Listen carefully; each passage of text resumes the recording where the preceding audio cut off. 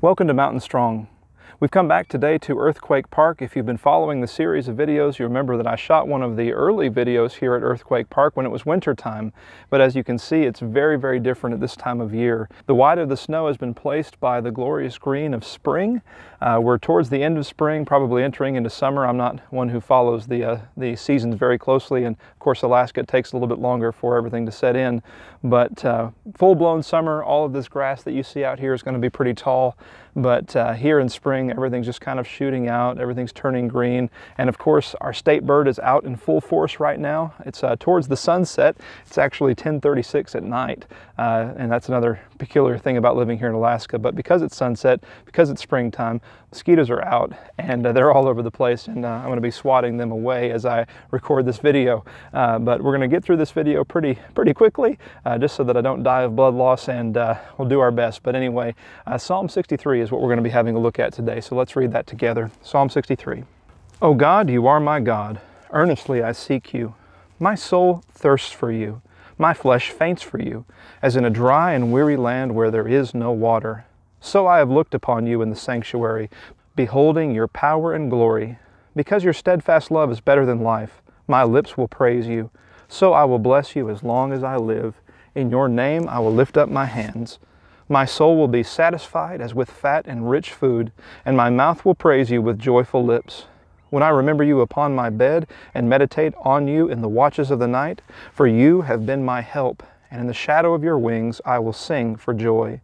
My soul clings to you, your right hand upholds me. But those who seek to destroy my life shall go down into the depths of the earth. They shall be given over to the power of the sword. They shall be a portion for jackals. But the king shall rejoice in God. All who swear by him shall exult, for the mouths of liars will be stopped.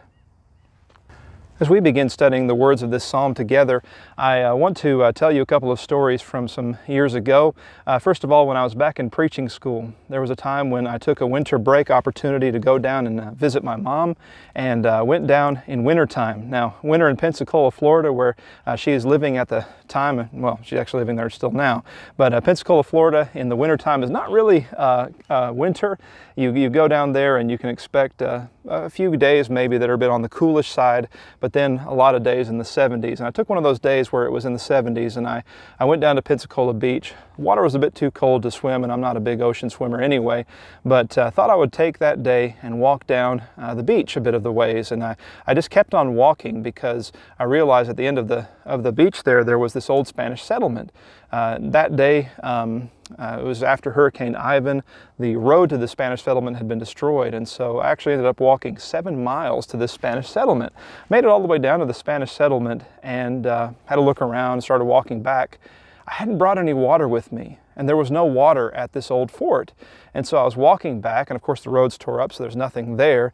Walking back, and I was getting really, really thirsty. I don't know what I looked like on that day. This was before, you carried around your phone and did selfies all over the place, but don't know what it looked like on that day. A construction crew saw me, and I must have been in a pretty bad state because they looked at me, and the first thing that they said was, "Do you need some water?" And they actually gave me some water. Now, the way that they gave me water was a bit interesting. They rummaged around in the back of the truck there, found an old Gatorade bottle, dumped out the contents that someone had obviously drank it out of, took that bottle and filled it up with water. Now, under normal circumstances, I probably wouldn't have drank it after someone that I didn't know out of a Gatorade bottle that had been sitting in a truck for what looked like a fairly long time. But on that day, I was more than happy to drink the water out of that bottle. And the reason was because I was thirsty. I had a real need on that day. And I tell you that story to get into your mind the picture of need. Another story that comes to mind as I think about this psalm was a little bit after that, when I was in my first local work in Jefferson City, Tennessee. Thanksgiving time in Jefferson City was a truly wonderful thing. The Garland family, one of the families of the church there, invited me to have Thanksgiving with them, and I really enjoyed doing that. They always had a wonderful spread of food, And I just remember just being awestruck at all of the different dishes that Inez Garland had prepared. There were so many different things, and all of them I liked. The plate was not big enough to fit everything that I wanted to put on it. And oftentimes on those days, you go back for seconds. You kind of wait, hang out, and see if they offer you to take a plate home. Inez always did that, and her husband Randy, both very loving and supportive people of me when I was a minister there. Just really enjoyed that meal, enjoyed that day. And when I think about that story, I think about that time, I'm thinking about a story that illustrates supply and abundance. So need on the one hand and supply on the other hand. When the psalmist, who seems to be a king and probably therefore is David, when the psalmist considers himself as a king, he comes to the kingship obviously having experienced need, living in a working class family as a shepherd. He had experienced need and he experienced abundance. But what did he do with those two experiences? Well, he took those two experiences and he applied them to God. When he thought about need, he thought about how much he needed God. He thought about those times not only when he was a shepherd, but if you look at that first verse, perhaps those times when he was escaping into the wilderness to get away from Saul into those places that are truly dry in the arid region around Jerusalem and the hill country there and into the deserts. He thought about times when he was thirsty and he said, I thirst after God. But then he also thought about, in verses 3 through 5, he thought about God's steadfast love and the abundance that God had brought into his hands, and he thought about how his soul would be satisfied, and how his soul would not only be satisfied, but as with fat and rich food. He's thinking about abundance, he's thinking about supply. And when I think about these two things, I think about what Jesus also said. In Matthew chapter 5 and verse 6, he said, "Blessed are those who hunger and thirst after righteousness, for they shall be filled." In other words, people who are truly aware of their need and have associated God as a need are those who are going to be filled. And when they are filled, that word filled there, you can actually do a word study on it and find out it means to be filled to the full, to be filled to the overflowing. Abundance is supplied to those who see God as a need. And so the psalmist does wisely when he associates God with both need and supply. He associates God with these things, and then he reflects upon them over and over again. Not only when these stories come to his mind, but purposefully reflects upon them when he lies down at night, it says in verses 6 and 7. And by reflecting on how God is his need and how God is his supply, he finds comfort in God, he finds protection in God, and he can envision the wings of God protecting him and casting their shadow over him. What a beautiful picture there in verse 7.